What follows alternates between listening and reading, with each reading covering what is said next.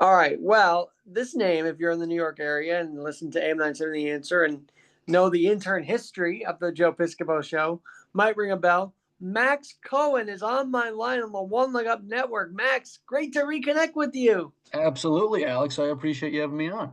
Here you are, about 8 years later. We're talking here, and now you're Sportscaster of the Year in Alabama. Can we start there, please? Yeah, absolutely. I mean, it's crazy. It's a little bit different than being an intern for Joe Piscopo. That's a fact. But we were just talking about, me and Joe Sibilia doing our post Piscopo shows that we did on Facebook Live years ago. So I don't know that there's any real correlation between the two, but this is what I've always wanted to do. And with Piscopo, I got my foot in the door in the industry, and here I am. I want to know, as a kid who lived in New York, right? You're Long Island or city kid? Born in the city, raised in Rockland County. Upstate. Well, as a kid from up here, how did you end up in Auburn and Alabama? Let's start there. So I was at Syracuse. I interned on the Piscopo show, and then when I graduated, moved out to Idaho, spent 2 years reporting out there, and then in 2020 started looking for sports jobs, and it was pre-pandemic. Nothing had gotten crazy yet, and I saw the opportunity to cover Auburn and Alabama. I applied here, and I've been here ever since. And what I mean, the Iron Bowl every year is exciting, and you must have been there, or was that a little before you? Because they had that huge, the year Burrow beat Bama, then Auburn beat Bama. You were about a year after that, I think, right? Yeah, that was right before I got here. But you have seen some exciting games at the Iron Bowl, haven't you? My first Iron Bowl that I ever attended was the quadruple overtime one. That was the one where Alabama was down with 50 seconds on the clock and Bryce Young led them on that drive and then eventually won it in overtime. That was insane. And then 2 years after that was the 4th and 31 Gravedigger Milrow Miracle. And I was standing about 5 feet from where that touchdown pass came down. And you put that on video on your X account, didn't you? I absolutely did. I mean, when you get a shot that good, you got to share it with the people. Absolutely. All right. I got to ask this because it seems like you're very involved with Auburn. You were in the Final Four stages with them. And by the way, Bruce Pearl is an awesome guy, I hear, and whatnot. Do you become more of a fan and less of a journalist, or how do you keep that fine line? I've tried to remain not a fan of any of the teams I cover because I think it allows me to be the most fair and unbiased if I don't have a vested interest. Now, I will say, obviously, you're usually enjoying covering a win more than a loss. So there are some things that go one way or the other with that, but I try and remain removed from having any connection to the teams. But at the same time, when you're at the Final Four, you're thinking, man, I'd really like to cover a national championship game. Yeah, absolutely. And you know what? That was a wild game, but Florida, hey, I guess if you're on that side, you want to lose to the champion, I guess, and that's how it worked out. Yeah, and not just lost to them once, they lost to them twice. So I guess if they're looking at anything and they're seeing the two losses on their record, well, two of them came to the team that won the national championship. One guy that stood out though most of the tournament was Johnny Broom. Did you get to talk to Chance talk to him at all over the season? What's he like? Yeah, so Janai's been here, I think, 3 years. When he came in, I didn't know much about him, but he really established himself immediately. Unbelievable guy. And I was in the locker room right after the loss. This is a guy that absolutely hates losing. He was in a terrible mood, and you can't blame him. I mean, just lost a chance at playing for the national championship. But if you watched any of his run during the tournament, just a guy who was not willing to quit at any point and was going to find a way to make the most ridiculous shots hit the bottom of the net. All right, Auburn is one of those schools that predominantly is defined by football, but what's it like to see the basketball team do well at the same time? It's been crazy to be honest with you, because when I came down here, they were just coming off their first ever Final Four run, and I thought, you know what, that's probably an anomaly. They'll probably be good, but another Final Four, I didn't think that was possible. And then I got here, and there was a period where they had two lottery picks at the same time. They had Walker Kessler and Jabari Smith, both of who are making a name for themselves in the NBA right now. And once I saw that they were bringing those guys in after the Final Four, I said, all right, they might be doing something special. Little did I know Alabama would also be right behind them. But Mhm. it's been crazy because for a long time, the SEC was all football, and then you had That's Kentucky right. basketball. Well, it's interesting because Alabama also had a bit of a run this year too in basketball. But have you been up to Alabama? To the Crimson Tide as well? Have you covered games up there also? Yeah, I cover both. It's pretty much 50-50. Another great program right now that's recruiting some really great talent. Obviously, their football is a little bit ahead of where Auburn's is, but things are different now that Nick Saban's gone. Although it does seem like Kalen DeBoer is trying to win people over. It's Oh, tough. Bryce Young, you mentioned him. I want to go back to him for a second. Really promising, and then it just sort of like fell off. What did he not adjust well? Do you think? I mean, did you get a chance to talk to him when he was in Alabama? Yeah, when he was at Alabama, I mean, super confident, and obviously he had great pieces around him and a great system. I don't know if we've seen the last of him. I think, it might not be the best situation to get drafted into, and he's had to deal Mhm. with a lot. But the guy's got lots and lots of talent. He can scramble, he can throw, he can find a way out of a sack and make it a 20-yard gain. I saw him do it countless times.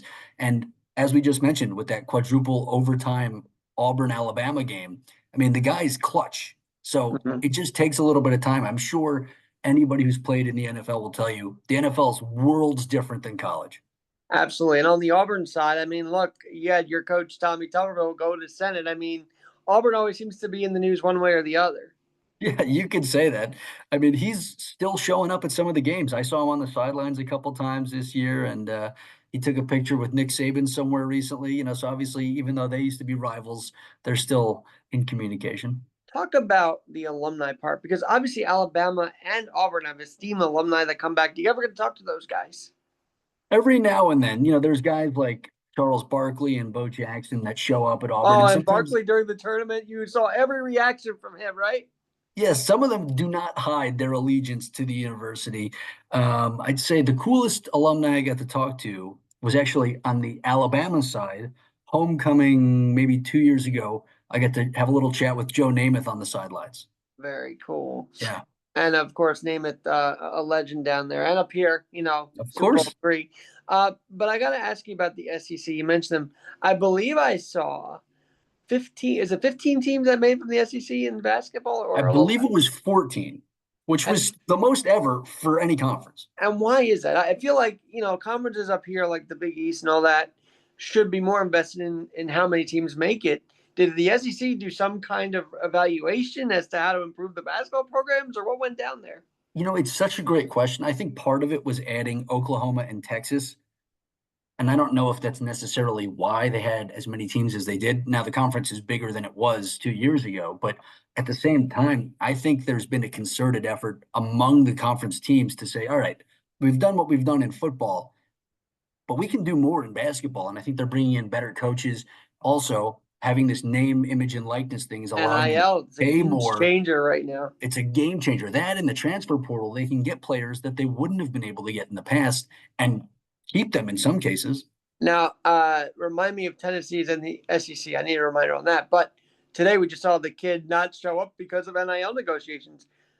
Yeah, As a sports fan, I'm sure we're both concerned that that's going to be destroying the sport more than helping if that's the case, right? Yeah, I mean, Nico is a super talented quarterback, and there's a reason that he's trying to demand that money because he thinks he's worth it. And it is crazy that we're at a stage where a college player can say, "Hey, I might be attending this university right now, but if you're not paying me the amount of money I want, I'll go play at Ohio State. I'll go play at Colorado." And remember, Ohio State was willing to throw the kitchen sink at Marvin Harrison Jr. That's when I knew, boy, oh boy, we're in a different era. And I also think this tournament, though, for basketball, showed the reinvention of two coaches. Okay, Calipari with Arkansas, and Bruce Pearl, because Bruce had that legendary career, kind of went off, and now he's back on the scene again. Yeah, it's definitely been wild, especially with Coach Cal, because of the fact that nobody knew what he was really doing when he left Kentucky. You're like, okay, Arkansas, are you sure? And then he goes in, they go on this run, they take down St. John's. It's two former Kentucky head coaches going against each other.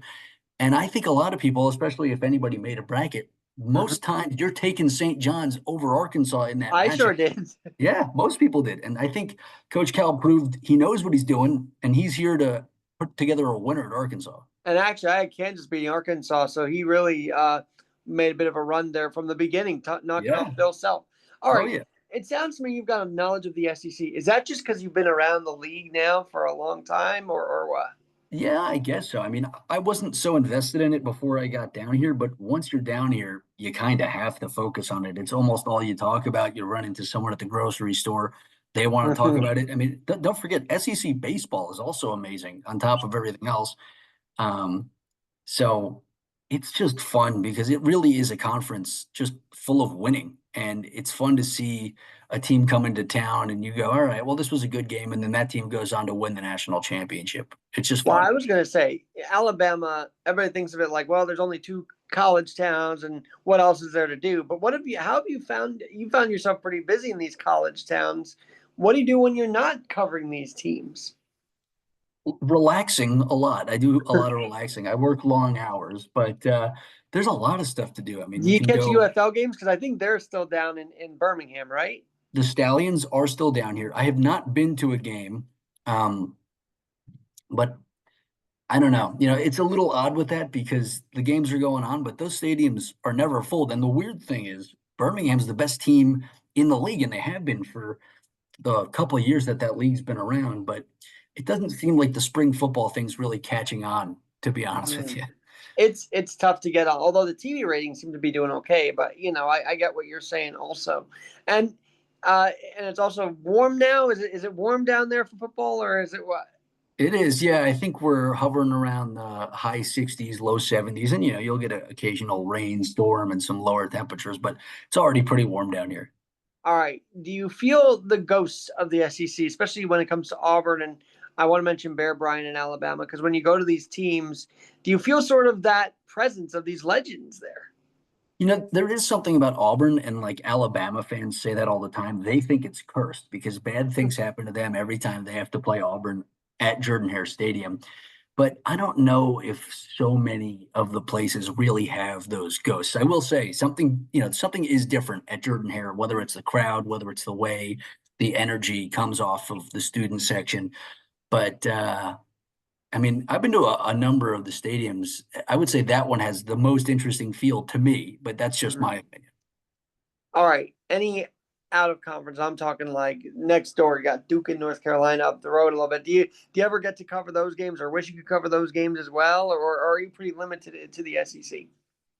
I would say I usually stick to the SEC for the things I'm covering that are in the state. But if there's a game where Alabama or Auburn is playing one of those teams in Mhm. a big event, I mean, I will go out. I covered Alabama baseball in the what was it, Winston-Salem. They Mhm. played Wake Forest a couple of years ago, and the winner of that one went on to advance to the College World Series. Wake Forest beat them real bad, but it was cool to get to see that part of North Carolina and experience a new stadium. So yeah, I mean, every now and then we get out of conference for a big event or something that's on the road to a championship. Sure. And so maybe have you been to Omaha for the College World Series yet? Not for softball. Wait, no. For Omaha, yes, I have been to. I Oh, thought that's so you're cool. bringing up Oklahoma. I have been to. Yeah, I went. Auburn made it 2 or 3 years ago, and let me tell you, that's a wild, wild I'm experience. sure. Let me tell you, as a Northern kid, every Southern game they put on TV, no matter the sport, always seems like a wild town. So is it as advertised? Is it as college townsy as ever when you get to these game days? Sometimes, yes. Not always, but there's always a couple people in the crowd where you're like, all right, I could see why this might be the one they feature on TV. This is the guy who's bringing that energy. He's got, a garbage can on fire and he's grilling sausages on top. There's always somebody that fits the description. Sure. You mentioned Saban, and obviously he's transitioned into the TV world now. So when College Game Day comes to town, do you ever get to cover that at all, or? Yeah, so we're able to go down to that, but usually it's not worth our time to go down to it because it requires getting to the stadium so much earlier than we Oh, normally sure. would. And it's not like we get to interact with what's going on at the set. We just get to be around it. So I know that we've had people do it a couple of times, but I don't think most people are like, yeah, I can't believe I got to do that. It wasn't worth that time. All right, I gotta give you a little trivia here. Do you know that I've covered wheelchair basketball over the last few years? And Alabama wheelchair basketball, I believe the women's side just won the championship. I don't know if you covered that kind of thing, but these teams are leaning into the adaptive space as well. I have not covered that, but I do get tweets all the time that say how good their adapted team is, and it always blows my mind that they're like really top of the game. So who knows? Maybe we'll see a segment on them on your show.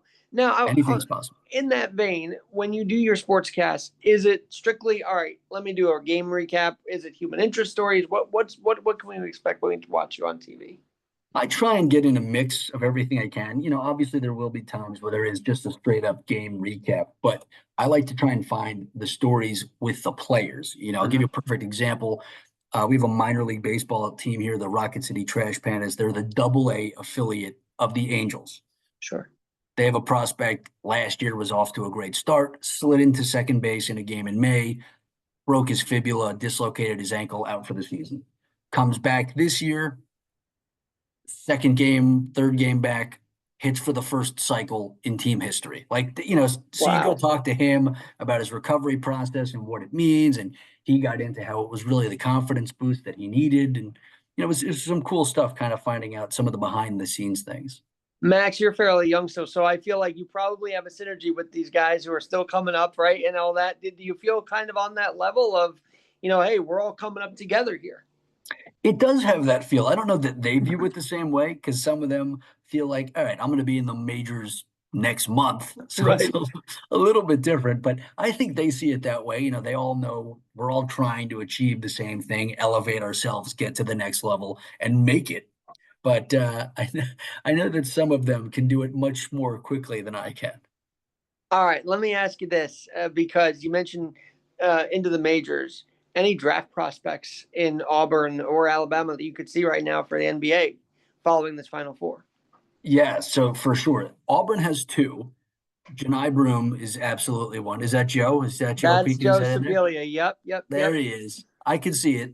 How are you? Um, I'm good. So Auburn's got two. Janai Broom is one, and then the other one is this freshman Tahad Pettiford, who had an unbelievable tournament. Didn't have the best game against Florida, but really had some huge moments.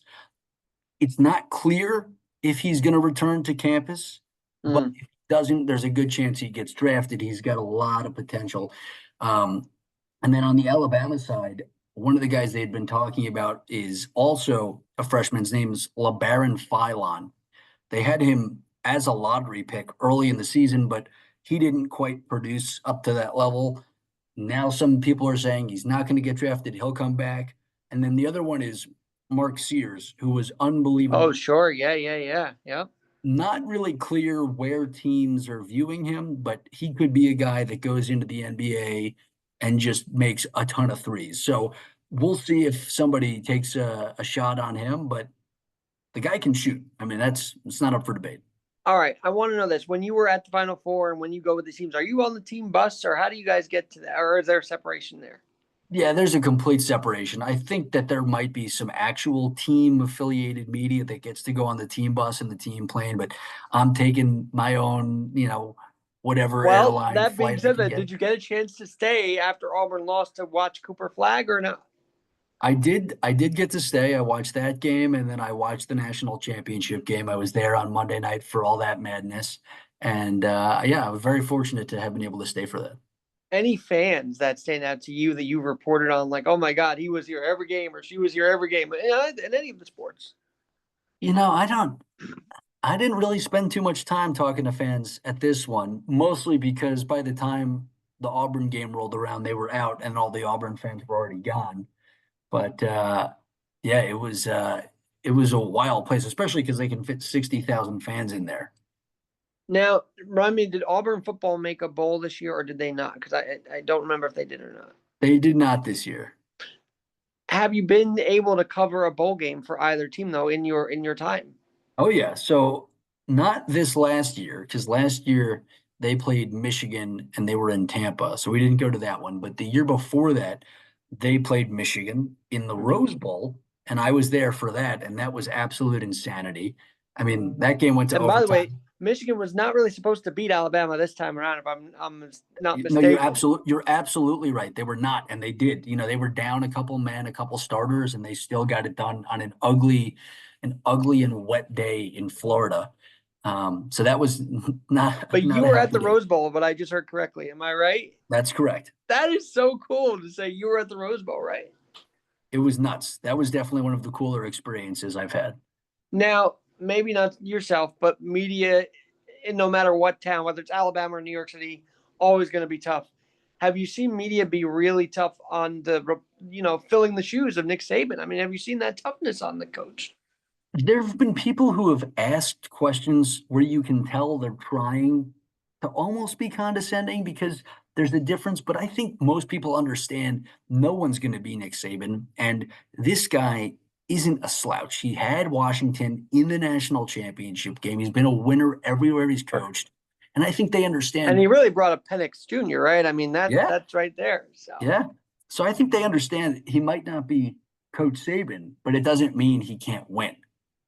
and what's interesting is I applaud Alabama for making the bowl the first year after Saban. I mean, they still made a bowl game, people. That's kind of how I saw that. But Yeah, they were on the verge of the college football playoff. Had they not gotten absolutely demolished by Oklahoma right mhm. at the end of the season, they would have been in, over teams like SMU and maybe, I mean, who knows? But Oklahoma now. Let's go to them. And also, my dad's hometown was Oklahoma, by the way. So, home state was uh, Oklahoma. So, of course, I follow them a little closer than normal. But the softball team, did you get to cover them? Because you've been on the SEC circuit. And I believe it was a 49-0 run they had there, right? So, they were on an unbelievable run. I mean, just insanity. Like it was unstoppable. I don't know how you try and compete with that, but yeah, they were unreal. But back to Oklahoma. Oklahoma's quarterback, the one that beat Alabama, is now at Auburn, Jackson Arnold. and the transfer portal, there you go. That's an example of the transfer portal. We talked about NIL a little while ago, but transfer portal is it becoming bad for the sport? I feel like it's becoming too wide ranging here. I think there need to be restrictions put in place. It's at a point where you're getting guys going from one school to the rival school. I mean, perfect example. Aiden Holloway, who was at Auburn, is now at Alabama on the basketball team. I mean, that just would not have happened before the transfer portal and NIL. So I don't know. I mean, it's crazy how much turnover there is every year. It's just insane. You almost don't even know how many teams the guy's going to play for before he graduates or leaves. It's out of hand, I think. All right, you're a northern guy, right? You've been born up here. You're a city kid. Did you have a vested interest in St. John's, though? I mean, talk about that. Did you watch it from afar?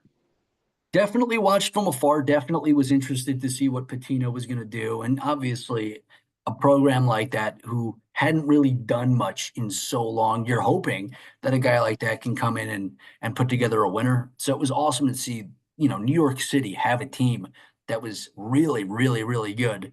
Unfortunate end, but Patino still got named Coach of the Year, Sure. Yeah. so he's got a lot of stuff going for him. I think they're still going to be good. Oh my God, I have excitement. I lived half a mile from St. John's, so I'm a natural St. John's kid.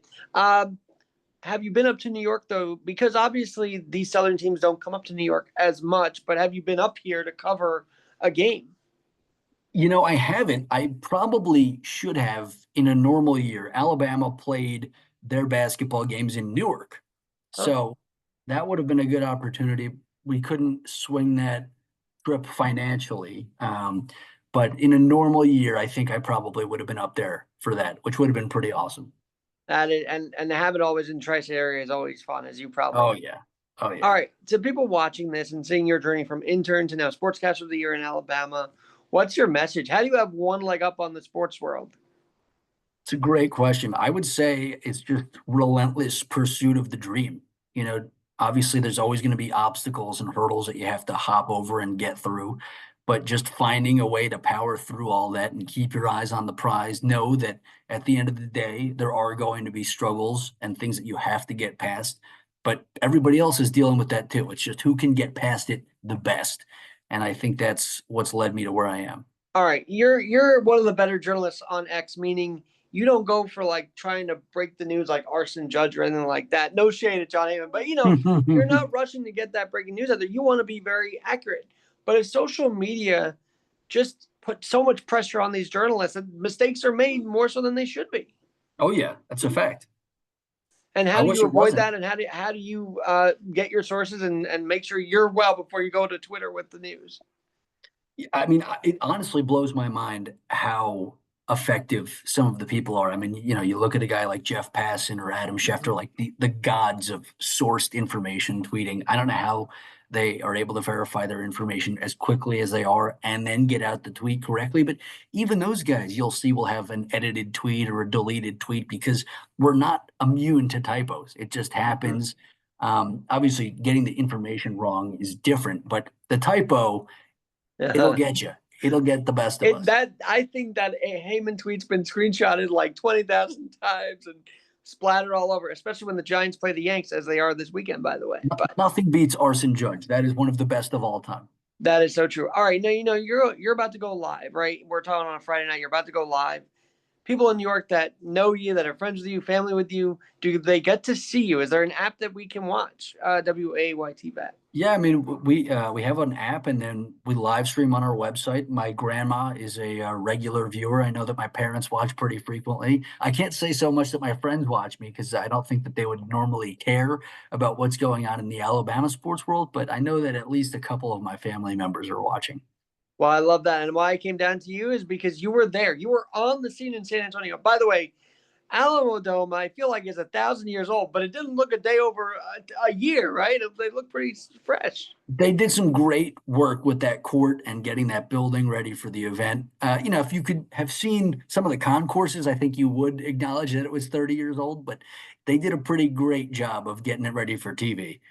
All right, so you're covering Auburn, Alabama. Any baseball storylines? Because we have a baseball audience too that you can tell us right now. Baseball storyline. I mean, the baseball that I'm focused on right now is all Rocket City Trash Pandas. So double A for the Angels. There's a bunch of guys on the Angels right now that I covered while they were here. Logan O'Hoppe, who is Oh my actually God, a he's been the Yankees fan. star Yeah, right yeah, he's their now. Yep. catcher. He was here for a little bit after they traded with the Phillies for him. And then Kyron Paris, who's been raking to start this season. I covered him when he was down here. Well, Their there was a kid that just fireballer. got his first major league hit the other day, I believe, for the Angels. So all these guys are producing right now. So it's fun. And for the Angels and especially for Mike Trout, I want to see him around a good team. I feel very sad for him what he's had to deal with the last few years. It is crazy what he's had to deal with, but you just got to keep your fingers crossed that at some point, the talent that they have in the farm system reaches the potential and they get back to the playoffs. Have there been any rehab sightings of Trout during your time? I mean, obviously he was up and down and all around. So I wish, unfortunately, AAA for Salt Lake City is much closer sure. than Huntsville, Alabama. So they're going to send him there. Now you mentioned Alabama. I believe there's a historic Negro League stadium as well around there. Am I right? That is right. You're talking about Rickwood Field where they had the Classic last year. And were you part of that? Do you get to cover those things too, or? I was down there for that. That was pretty awesome. You get to see, Ken Griffey Jr. walking around. You're there with all the national media. It was awesome. Well, that's very cool. Well, Max, I loved having you on. We got to have you back on as things move forward here in the spring, sports things and your career as well. Keep in touch with us and let us know what you're up to. And congrats again on winning Sportscaster of the Year. Thank you so much, Alex. I really Who appreciate you who having me who on. gave you the award? Just so I know, because I don't know if I was clear It's on that. I'll show it to you. I have it right here. It's from the Alabama Broadcasters Association. I Look at that. still have it wrapped up. Congratulations. Thank Wow. you. Yeah. And obviously you're not going to rest on that. So what's next for you? Like what's on the agenda and how do you keep growing from this? So next, I'd love to get an Emmy. An Emmy would be awesome. Um, I've been nominated before, but I have yet to win. So that's next on my agenda. We'll see what it takes to get there. But Well, that's what if you cover adaptive sports, there you go. That's an Emmy award winning that might question. be my end, Alex. That might be how I have to get to it. Max, always a pleasure and great to talk to you after 8 years, it feels like. So, Yeah, it's been a while. but we've been following each other for a long time on social. So it's good to That's finally right. connect. All right, Max Cohan, thanks again for joining. And please do come back to One Leg Up with Alex Scary. You know it, Alex. All right.